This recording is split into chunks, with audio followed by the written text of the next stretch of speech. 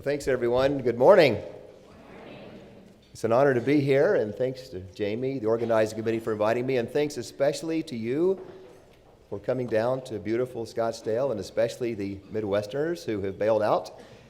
I don't blame you one bit. I snow-blowed my driveway 4 times last week alone. I don't want to do it anymore for a while.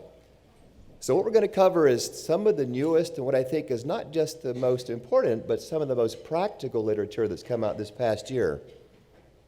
If I can get the clicker to advance things here. So just because I have a short attention span, we'll do these as kind of rapid-fire pearls. And seriously, what I found in talking to audience members is they like just the facts, not necessarily a lot of details about the studies.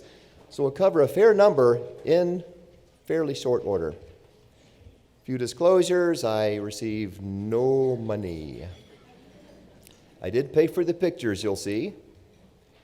And sort of off-label, as we'll talk about in the first study, is a look at a new way of assessing how the NT-proBNP works.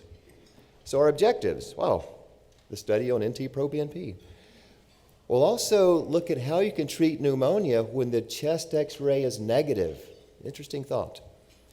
We'll look at some possible bad things that can happen when medical patients are admitted to a non-medical ward. We'll talk about the best way to supplement someone's oxygen. We'll look at the benefit of getting an infectious disease expert to see a patient who has an infection with a multi-drug resistant organism. We'll also look at a really slick way to treat nausea without medication, something I've been using now ever since I saw the study. A way to decrease pain with bedside procedures. The new C. diff guidelines that you may have seen. And really, an important potential benefit of having happy patients, in addition to having happy patients. So this is the hospital saga of Mr. Lucky. That's Mr. Lucky. He's 70 years old, has diabetes, hypertension, he's a former smoker. Brought into the ED by his wife because he just can't breathe and he's coughing up a storm. You see, he looks pretty sick. He's tachypnic and a little bit hypoxic.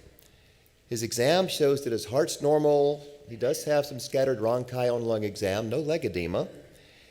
And he's just fuming. I was at my doctor 2 weeks ago and that room was full of people. They were coughing all over me. I know I picked up something from them.